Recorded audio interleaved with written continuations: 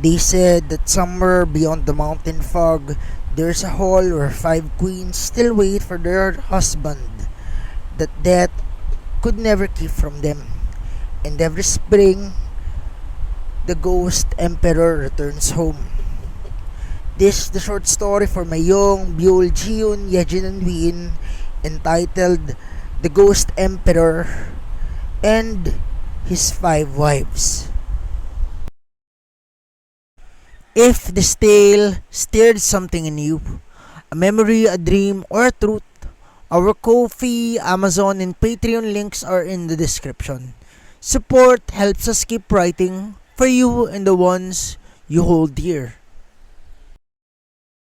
The mountain road that forgotten the names of men. It curled beneath Jess's feet in pale, rain-dark stone, vanishing between winter reeds and crooked pines whose branches clutched the mist as though trying to keep the dead from rising. Old lantern posts leaned beside the path, their paper skins long and torn away, and their wooden ribs blackened by seasons of snow and the sun. And here and there, prayer ribbons hung from the trees faded into the color of old bushes, trembling whenever the wind passed through them. Some bore names, some bore wishes, some had been worn blank by time, as if heaven itself had grown tired of reading. Jess walked beneath them with his cloak heavy from the rain, his boots softened by mud, and his hands smelling faintly of pine smoke, cold iron, and the last village hearth that had him and allowed him to warm himself before nightfall. The villagers had been kind enough to give him millet cakes wrapped in cloth, but not kind enough to let him stay. Their eyes shifted toward the mountain where he asked for shelter and beyond the pass. There's an old hall there, the innkeeper had said, voice slow as though the walls might repeat him. Built for rulers who never returned. A ruined inn, Jess asked. The man's wife crossed herself in the old way. Though this was Joseon land and not a churchyard, a ruin with songs, the man's wife said. Jess had smiled politely because travelers learned to accept warnings like they accepted rain. You could not argue either. Songs are kinder than wolves, Jess said. No, the woman whispered. Not when no one living sings them. Now, as the dusk folded over the mountain, Jess wondered if kindness and death had always been closer than people had admitted. It stood beyond the courtyard, choked with silver grass, its tilted roof sagging beneath the snow, and its pillars are dark and tall like drowned trees.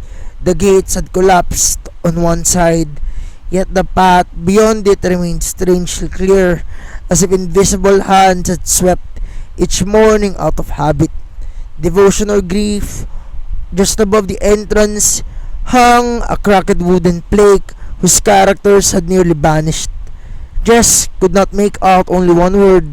It was home, not a palace and not a throne room, not even a kingdom. It was just home. Something in his chest tightened, sudden and unreadable. He stepped beneath the eaves and paused, even drenched, exhausted, half-starved from walking too long the old roads that seemed to lead nowhere. He removed his shoes before entering.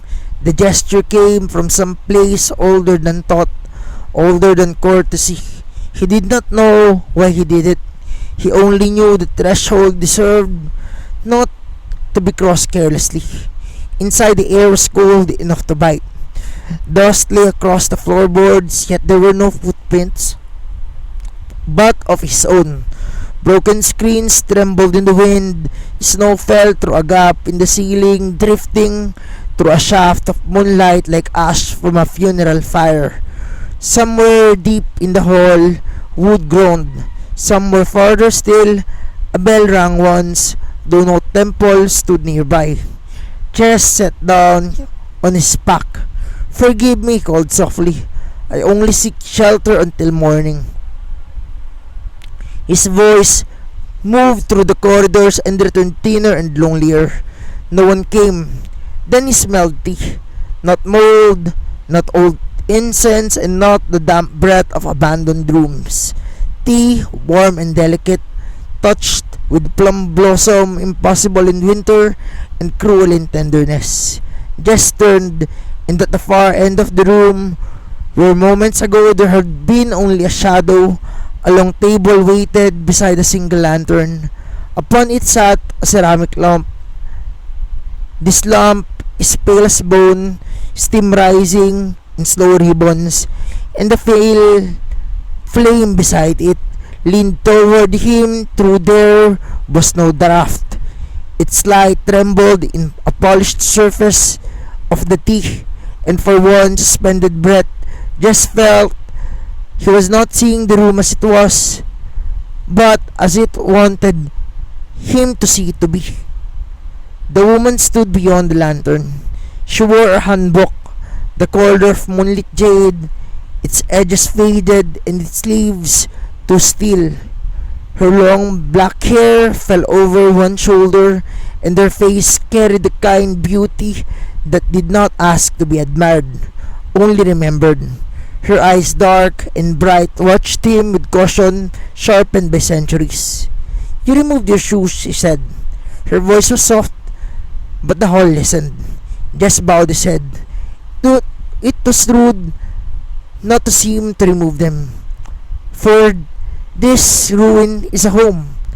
And then something passed over her face, not surprise, but something older and more dangerous. Hope, perhaps, before it learned to hide. "You aren't afraid?" she asked. "I am tired," just answered honestly. "Fear can wait until I have sat down." And for the first time, the corner of her mouth almost moved. Behind her, another voice hummed from the dark, low and wandering. A chord melody, worn thin by loneliness. The tune faltered when Jess looked toward it. He saw only a sleeve withdrawing behind the pillar, a glimpse of long hair, and the faint glimmer of eyes reflecting the lantern light. The woman at the table noticed his gaze. "Do not chase what is shy," she told Jess. "I don't chase ghosts," Jess said. Her expression stilled. The word had entered the room like a blade laid gently on silk. Jess swallowed, suddenly aware of the cold beneath his skin and of the snow still melting from his cloak, of the tea steaming as if held between two worlds. "Unless the ghost offered me tea first." The second laugh came from somewhere unseen, small and startled, quickly smothered. The woman's eyes softened despite herself. "You speak strangely for a traveler.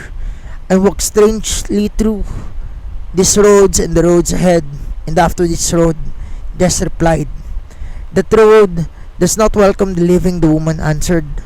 "No road has ever been fond of me," Jess told the woman. And for a moment neither moved. The snow continued falling through the broken ceiling, and the lantern burned.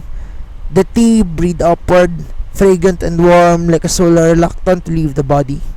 At last the woman gestured to the floor across from her and told Jess to sit. Jess lowered himself carefully, feeling the ache in his knees, his back, and his bones, and beneath all that, another ache he could not name. The cup waited before him, and he wrapped both hands around it. Warmth entered his palms with such gentleness that it hurt. "What is your name?" he asked. The woman looked away toward the ruined courtyard, where the grass bent beneath the winds no one could ever see. "Yejin," she said, and from the shadows another voice whispered, "My name's Buell," and another, distant, a song remembered from childhood, said Young. Two more presences lingered beyond the screen doors, unspeaking but listening, their silence not empty but only wounded. Jess bowed over the tea, as if receiving something sacred. "I am Jess." The lantern flame bent toward him. In the far corridor, the unseen bell rang again, as though the hall remained broken and cold and haunted by all that it had lost. Something shifted that night beneath the snow and moonlight. Not enough to call it killing, not yet, but enough for the abandoned floorboards to remember footsteps, enough for the dead to hear an answer, and enough for a traveler with no home to sit among women who had guarded one for too long. And while outside, the mountain wind carried an unfinished song through the dark. Morning arrived softly on the mountain, not with sunlight, but with the pale silver of snowfall easing against broken roofs. Jess woke to the sound of the wind and the doors wood being swept. And for a moment he did not move. The blanket over him smelled faintly of cedar smoke and old flowers dried between book pages. And beyond the paper screens, winter breathed quietly through the hall. Somewhere nearby, someone hummed beneath their breath, low and wandering, a melody without words. Jess opened his eyes slowly. The lantern beside him had burnt out during the night, yet the room no longer felt abandoned. The silence had changed. Yesterday, it had all been the silence of forgotten graves and collapsed kingdoms. Now, it carried small living interruptions. A brush of fabric against wood, distant footsteps, and the clink of porcelain. The kind of sounds a home made when it thought no strangers were listening. Just sat up with a faint groan, rubbing hand over his face, and his body ached from the mountain climb. Snowlight filtered through the broken ceiling above, soft as watered milk. He noticed strangely that the hole in the roof had been partially covered overnight, but the woven reeds and old cloth. Someone had repaired it while he slept. His chest tightened unexpectedly. He rose and slid the screen door aside, and the courtyard beyond lay a veil of white frost. Silvered the stone paths. A frozen lotus pond rested near the center, its surface cracked like old mirrors. Beside it stood where there once stone animals, half buried beneath the snow, guardians whose faces had softened with the centuries of wind. And there, sweeping the courtyard in steady quiet strokes, was Yejin. Her jade-colored hanbok moved gently around her ankles as the snow drifted through the morning air. She swept not because the courtyard needed cleaning. Snow simply replaced itself with every passing moment. Yet she continued carefully, methodically, as though preserving a ritual that mattered more than victory. Just watched her for a while before speaking. "You know the snow is cheating." And the broom paused. Yejin glanced at him over her shoulder, and for the briefest instant, surprise caught her face, like she had forgotten he would still be there at dawn. "That was never allowed, or this has never stopped me before," she replied. Her voice carried softly through the cold, and just stepped outside, wincing as winter bit through his socks. "You repaired the roof. You were cold," she said. "You are a ghost," he told her. "We still dislike drafts," she said. Something dangerously close to laughter almost escaped him. The mountain wind stirred around them. Prayer ribbons hanging near the outer gate fluttered weakly, their faded colors trembling against the white sky. And somewhere lower down the mountain, a temple bell rang once, distant enough to sound like memory. Jess took the broom gently from Yejin's hands. "You should rest," he said. "I do not tire," she replied. "That sounds lonely." Her fingers loosened slowly around the wood. For a heartbeat, they stood too close. Jess became aware of how cold her hands were despite the snowfall around them. Cold in the deep unnatural way of river stones at the bottom of winter lakes. Yet, when she looked at him, her eyes carried warmth so human and that it unsettled him more than any ghost story could. "You speak as though you understand loneliness," she murmured. Jess lowered his gaze and toward the snow-covered courtyard. I walk roads that forget me the moment I leave them. Yejin's expression shifted faintly at that, though she said nothing. The silence between them lingered naturally, not awkward, only heavy with things both of them recognized too well. And then another voice cut through the morning.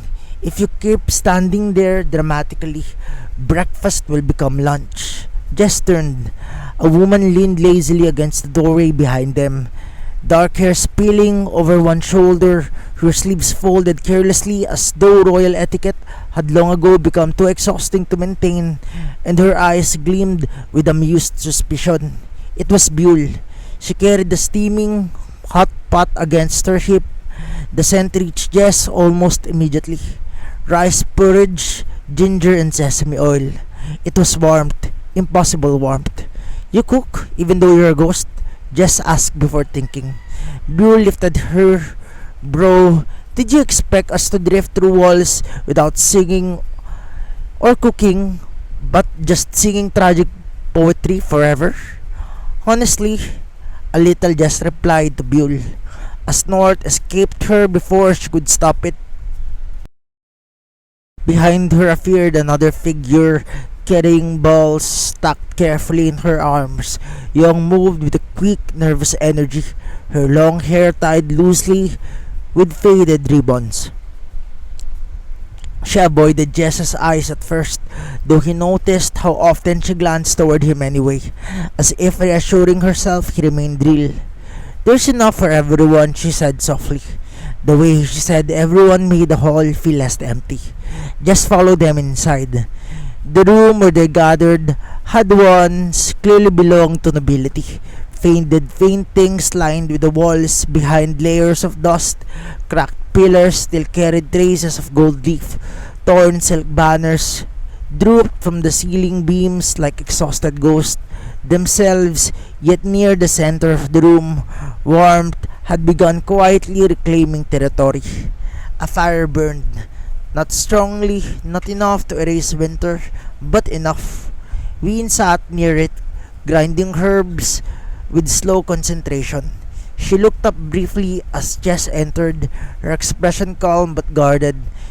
Beside her rested bundles of dried plants hanging from the strings above the fire pit, filling the room with sharp medicinal fragrance. Jiyun lingered near the windows, watching snowfall gather against the paper screen.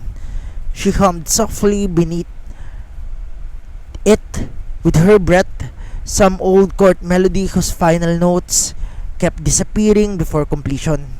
Jess froze slightly. He knew that song, not fully, only fragments, but the melody stirred somewhere deep inside him like footsteps echoing down buried corridors. Gio noticed, and the humming stopped. Her face changed in a way that frightened him more than sorrow would have. Recognition, sudden and fragile. You, she whispered, then silence swallowed the room. Young quickly busied herself and set the bowls down. Buell looked away. Yejin lowered her eyes.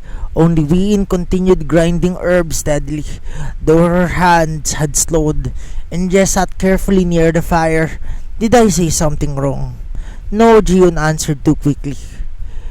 And the rest of the girls listened and looked at him. The light drifted between them like smoke, and for a while they ate quietly. Snow whispered outside, steam curled upward from the balls in pale ribbons. The fire crackled softly beneath the breathing of the old hall.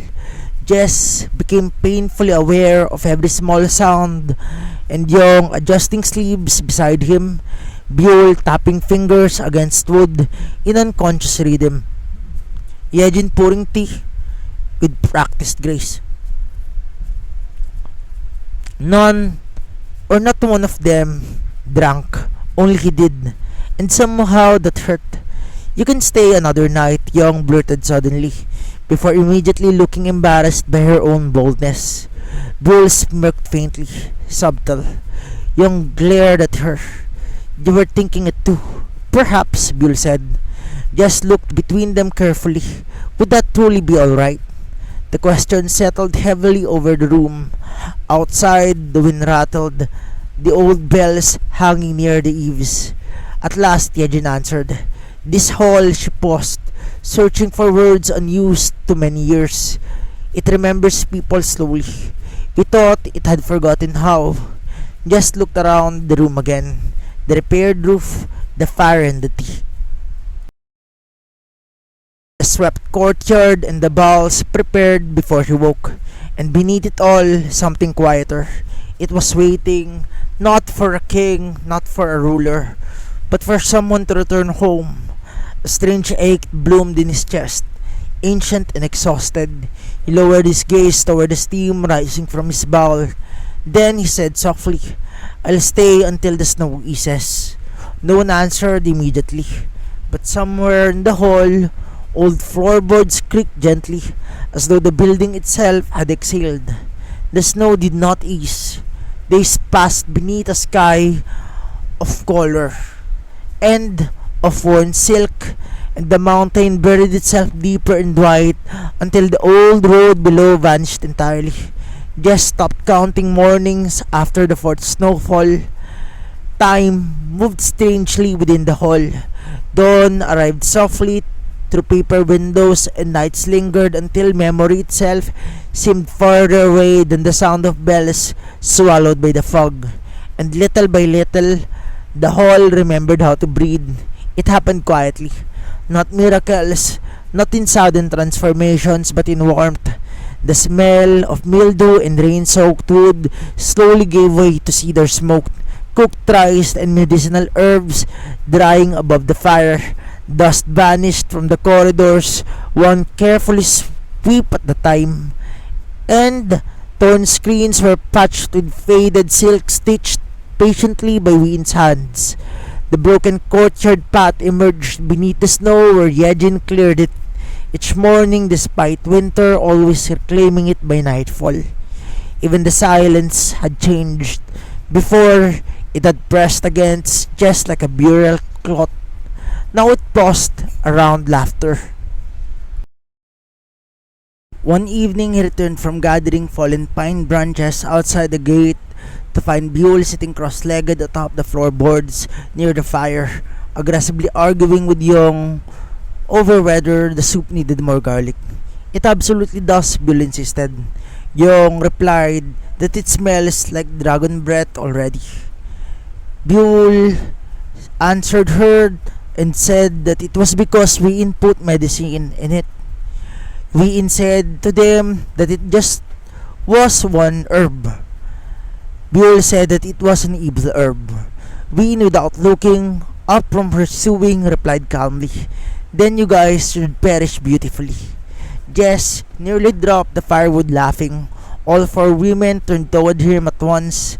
The sound escaped before he could stop it. Rough from disuse, unfamiliar even to himself, and for a heartbeat everyone stared as though something impossible had occurred. Then Young burst into laughter too suddenly, too brightly, clutching her sleeves against her mouth as though embarrassed by the sound, and just realized that with a quiet devastation that none of them had heard laughter in this hall for a very long time. Buell pointed accusingly toward him. "Look at what you started. You were threatening people with soup," Jess said. Buell replied that her soup builds character. Jess told her that it builds funerals instead. Yejin entered the room carrying fresh water gathered from melted snow.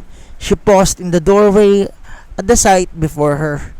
The fire crackling warmly, steam rising from the soup. Young laughing helplessly against the table, just kneeling beside scattered pine branches with a crooked, exhausted smile. For one fleeting instant, something crossed Yejin's face so nakedly it tendered that it made Jess look away. Not because he wished to avoid it, because it felt private, as though he had accidentally glimpsed into someone praying. That night, the wind softened beyond the walls. Jess slept near the fire again, though by now it no longer felt like a necessity. The hall had many rooms still untouched, chambers once meant for ministers, nobles, servants, and forgotten royalty. Yet every evening, somehow, everyone drifted back to the same firelight, towards warmth and towards each other. He woke sometime past midnight. The lantern beside him flickered low, painting gold across the wooden beams overhead. Snowlight filtered pale blue through paper screens, and for a moment he remained still, caught between dreaming and waking. And then he noticed Yejin. She sat near the doorway watching him quietly. Not watching like a ghost, watching someone afraid of losing proof that another person had existed. Just pushed himself upright slowly. You'll frighten me someday doing that. A faint, embarrassed softness touched her expression. You were speaking in your sleep. What did I say? He told Yejin. Her silence lingered too long. Yejin, you apologized. The answer landed gently but struck somewhere deep. Jess rubbed a tired hand over his face. That sounds unfortunate. You sounded heartbroken, Yejin said. Outside, the wind moved through the mountain pines with the low, mournful sound of distant waves. Yejin lowered her gaze toward her folded hands. Sometimes I fear you will disappear by morning. Jess stared at her. The honesty in her voice held no performance and no manipulation, only exhaustion sharpened into confession by too many lonely years. Something inside him shifted painfully. I'm still here, he said quietly. For now, Yejin said. The words nearly vanished before the crackling fire. Jess looked toward the ceiling where the smoke curled upward in small ribbons. You speak as though I am already leaving. You are a traveler, Yejin said. And you are all ghosts, all five of you. A tiny sad smile touched her lips. Exactly. Neither spoke after that.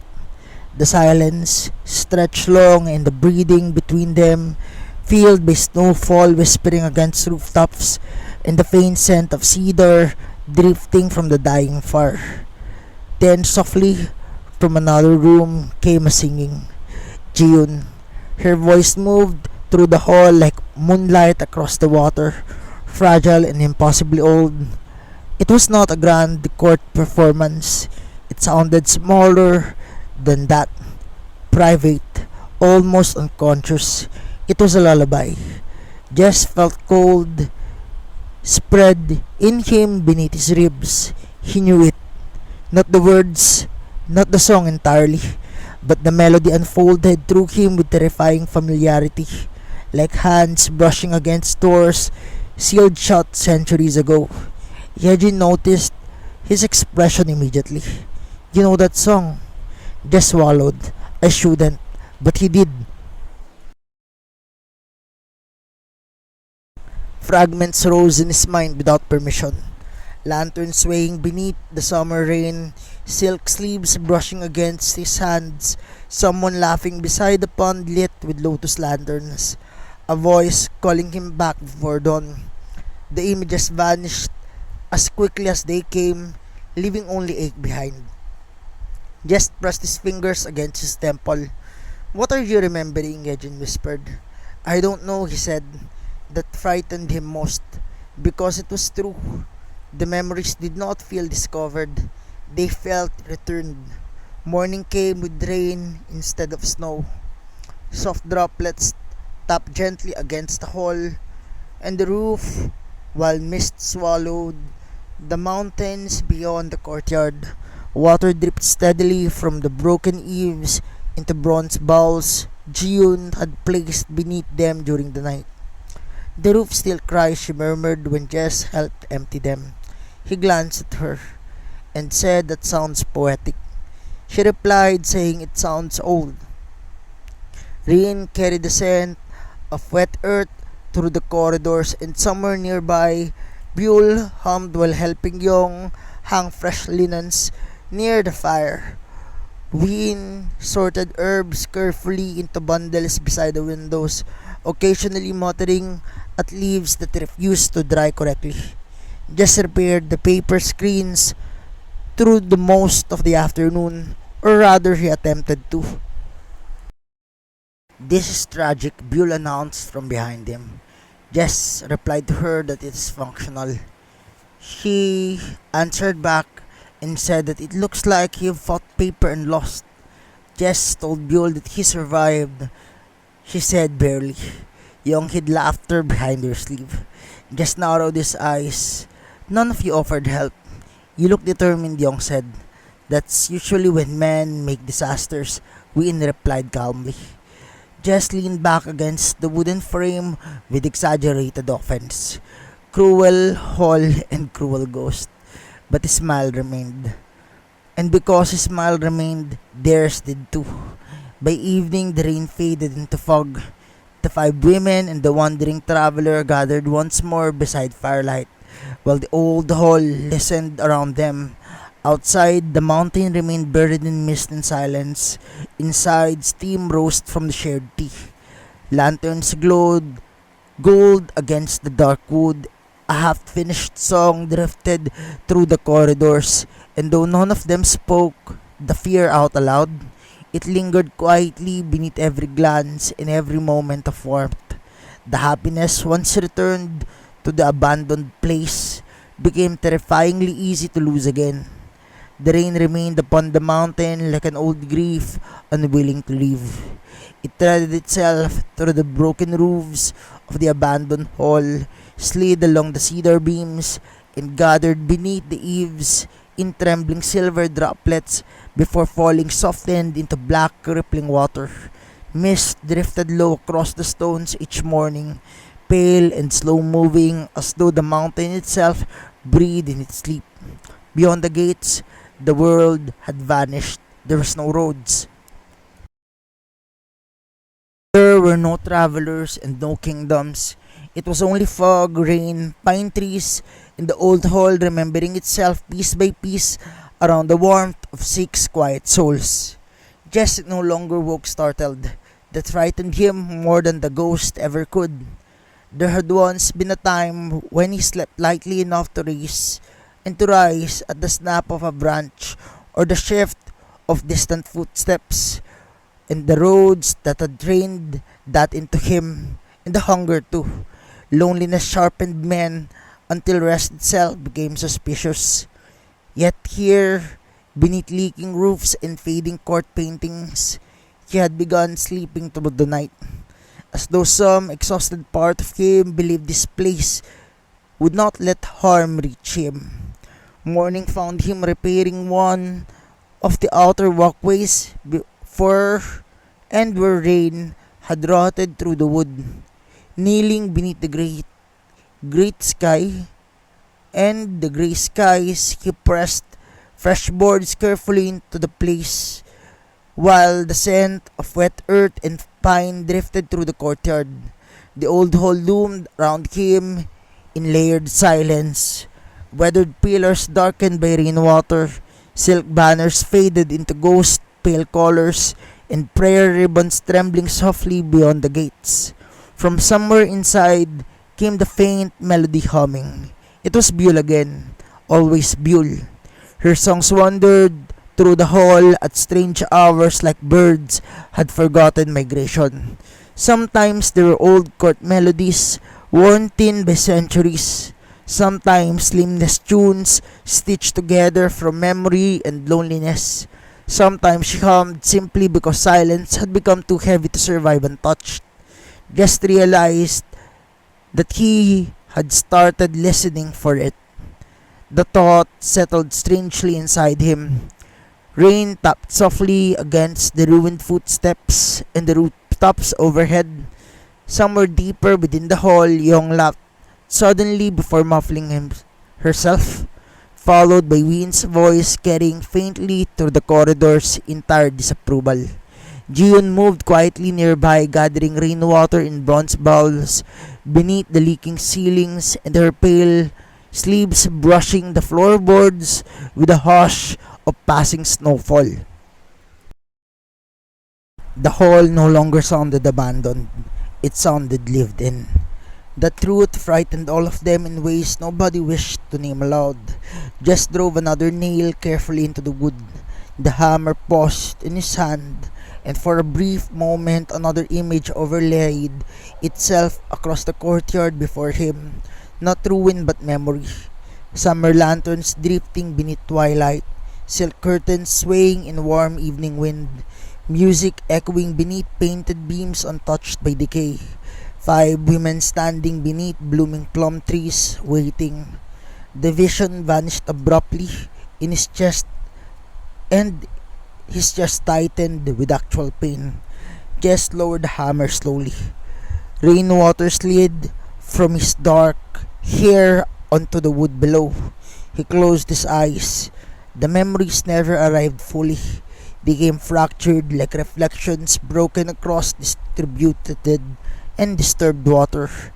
A laugh, a sleeve brushing his hand, the scent of plum blossoms beneath summer rain, and bells ringing somewhere beyond the palace walls. And always, beneath everything else, the unbearable feeling of having once belonged somewhere. That feeling haunted him more deeply than the ghost. Behind him, soft footsteps approached across the corridor.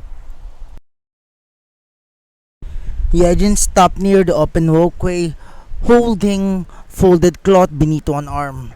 The rain-muted light softened her pale features until she seemed less than memory itself. For a long while, neither spoke.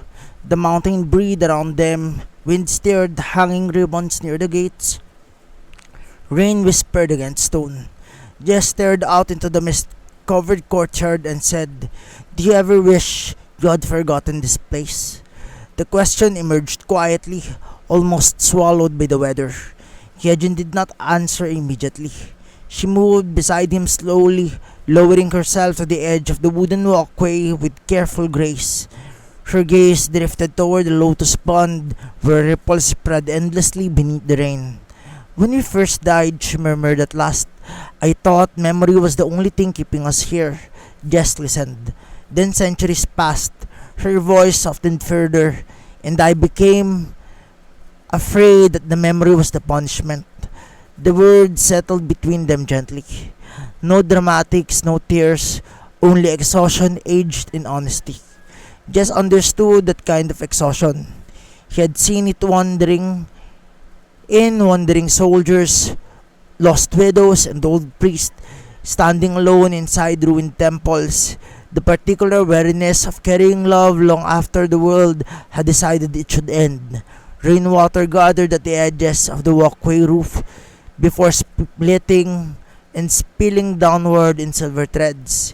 Yejin's sleeves rested motionless against the dark wood beside her. Jess noticed again how strange it was that the ghosts never truly moved the way living people did. Their gestures carried too much stillness inside them, as though part of them remained suspended between moments. Yet lately, that stillness had begun softening. Young stumbled sometimes when she laughed too hard, and Buell's sleeves snagged on broken nails while cleaning.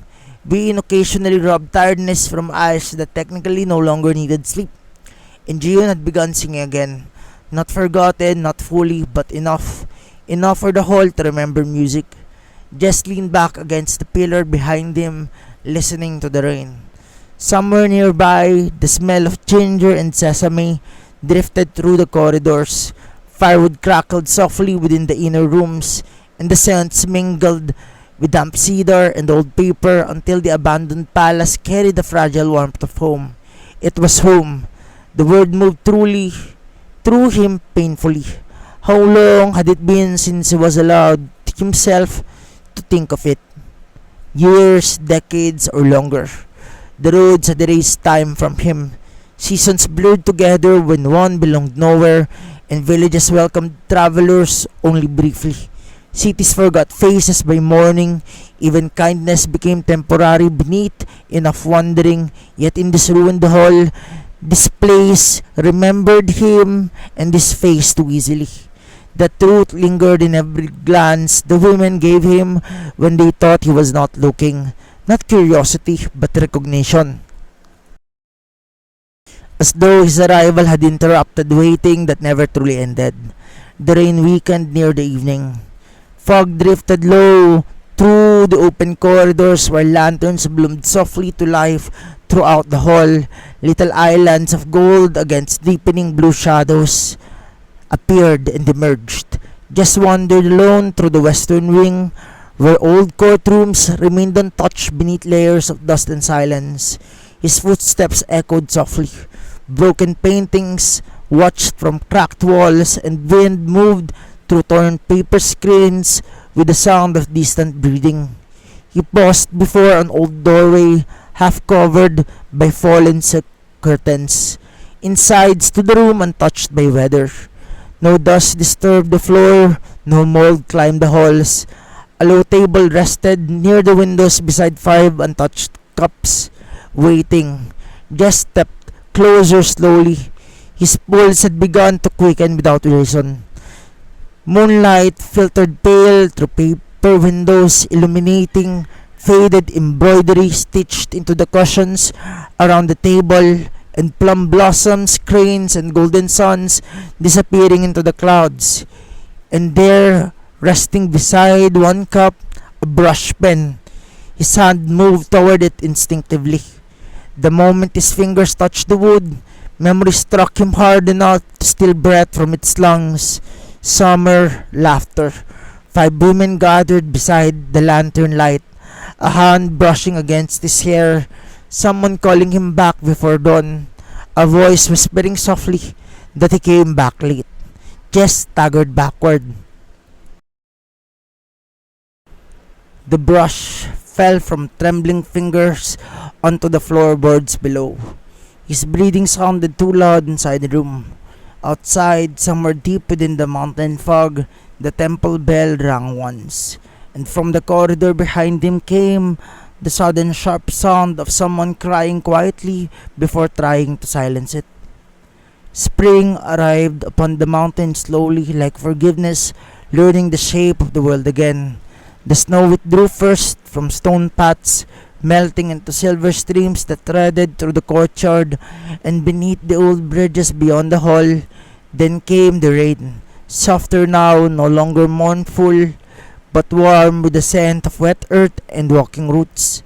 Moss brightened across the cracked walls, and plum blossoms bloomed beside the ruined castle long before they should have, pale petals drifting through the corridors like fragments of forgotten vows. The abandoned hall no longer felt abandoned. It felt temporary, and that frightened them all. Just noticed in the quiet ways the women lingered now, how Young remained near him whenever dusk approached, pretending to busy herself with folding cloth or arranging bowls already arranged. How Buell's songs had grown softer and less wandering, as though she feared the hall itself was listening too carefully, and how Wee-In began spending long hours staring beyond the courtyard onward toward the hidden mountain roads, and how Jiyun's unfinished melodies had finally begun reaching their endings.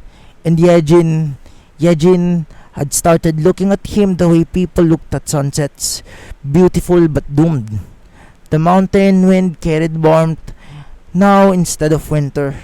Lanterns no longer fought the old and the cold nights, and how the lotus pond reflected the stars again. And every dawn, the women became a little more transparent beneath the morning light. It began subtly, a sleeve paling at the edges, hair steering in wind that no longer touched it fully, footsteps growing softer against the wooden floors, until one morning, Jess watched Buell reach for a fallen plum blossoms only for her fingers to pass through the petals before they settled harmlessly upon the ground.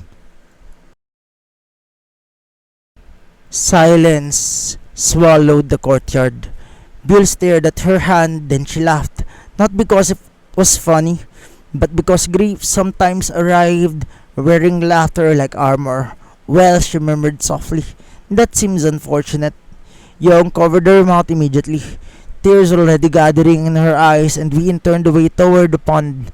Jiyun lowered her gaze so quickly Her hair hid most of her face. Only Yejin remained still. Jess felt something inside him fracture quietly. Not surprise. He had known from the beginning that this warmth could not remain forever. Ghosts did not belong to spring.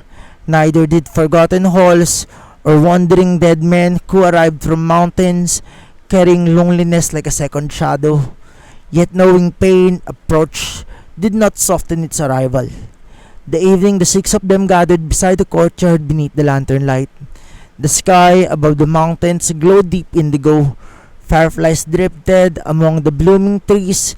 Somewhere beyond the fog-covered forest, temple bells echoed softly through the night air. The hall looked beautiful, not rested and not healed. Beautiful in the way scarred things sometimes became when finally loved again. A low table had been prepared beneath the open sky, with warm tea steamed in porcelain cups. Rice rested upon lacquered trays, and the old court lanterns swayed gently overhead, the golden light reflecting across dark wood and still water. It was like a wedding. The thought arrived uninvited. Jess sat quietly among them listening to the night. No one wished to speak at first, because naming the ending would make it real. And at last June broke the silence. Did you remember the lake? Her voice carried softly through the lantern glow. Jess looked toward Lotus Pond, where moonlight trembled upon the black water. Not fully. June exclaimed that he remembered just enough. Buell smiled faintly into her tea. You always remembered slowly. Young laughed weakly through tears. He forgot his own coronation speech once. That was one time, Jess said. It was an entire ceremony, Young laughed, while telling this to him, and then Ween shook her head softly. You started talking about fishing halfway through. Jess blinked, then stopped, because somewhere deep inside him, impossibly distant, yet terrifyingly clear, he remembered laughter beneath old gold lanterns, silk robes, summer rain, 5 women surrounding him, while he struggled through ceremonial speeches with deliberate misery. Memory surged through him all at once, not fragments now, but truth. The mountain hall, the hidden palace built far from the capital. 5 nymph queens bound to rivers, forest, mountain, moonlight, stars, rain, and spring itself. And him, not traveler, not wanderer, their emperor, their husband, who was dead for centuries. Jess inhaled sharply as the world tilted around him. The women watched quietly, not fearful, but only heartbroken. You died on the western road, Yejin whispered gently, and the kingdom collapsed soon after. The hall waited for you, Jian said.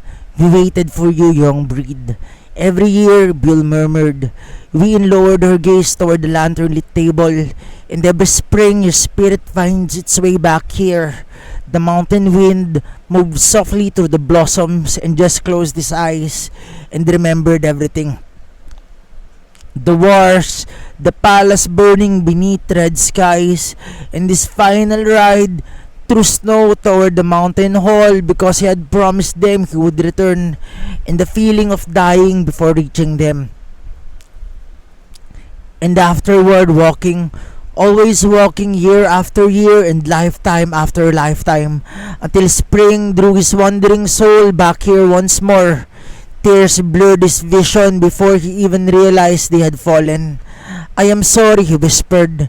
5 women looked at him with such unbearable tenderness, it nearly shattered him completely. Yejin moved first.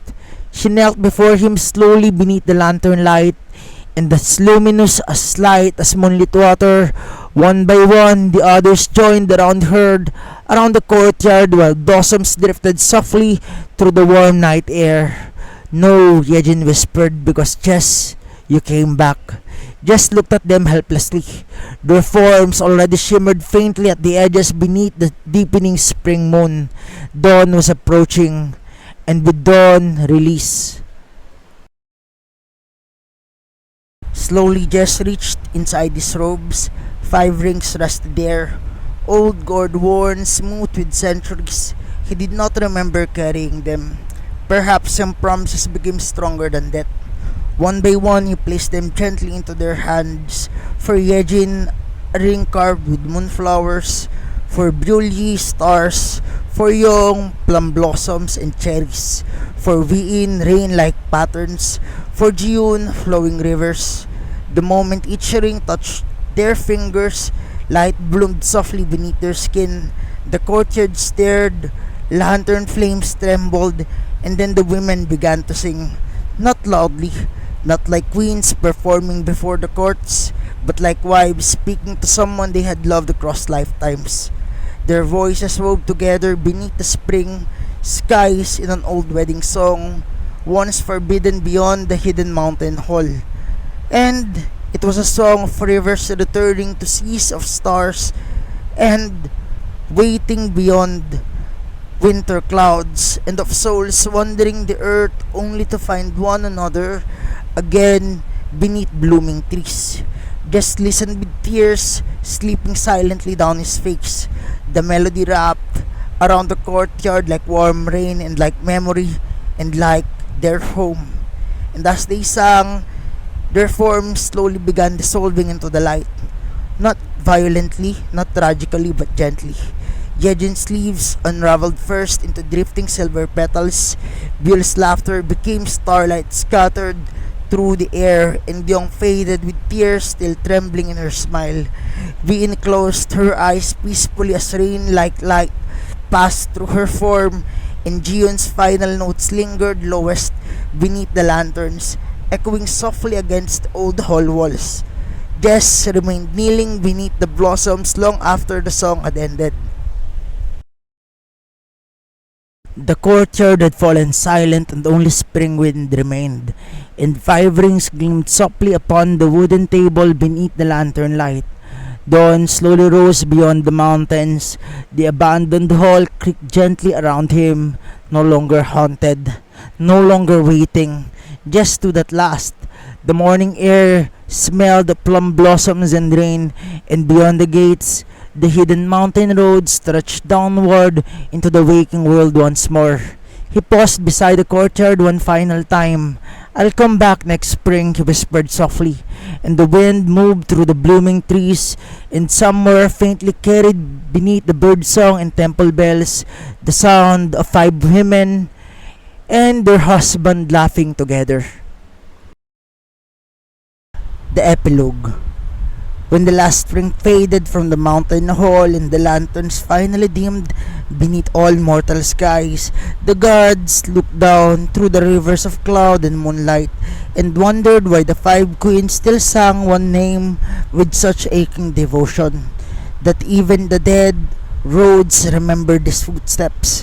They gathered where the stars are born in silence and where the dragon spirits sleep beneath its endless peach blossoms, and there they saw the wandering emperor still walking year after year through rain, snow, and forgotten kingdoms, carrying 5 golden rings against his lonely heart, as though love itself had become his final kingdom.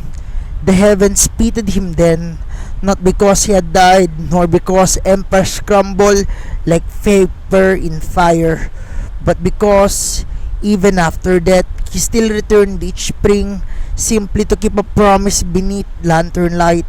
So the gods opened the gates of endless spring, where winter never touches the rivers, where plum blossoms drift forever through warm evening wind, where songs unfinished upon earth continue softly among immortal gardens, beneath moons that never fade.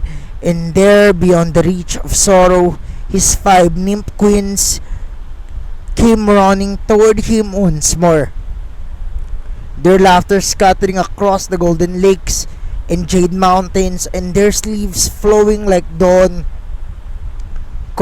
clouds around him.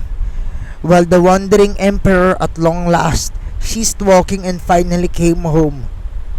Even now, It is said that during the first spring rain, if one listens beside lonely temples or forgotten halls, a faint wedding song still drifts beneath the falling blossoms. It is not mournful, not grieving, only the sound of six souls loving each other forever in the lands beyond death.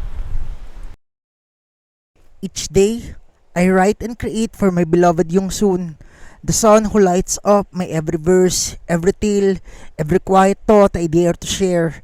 If her warmth reached you through these words, please like, share, and subscribe. Let's keep stories that shine.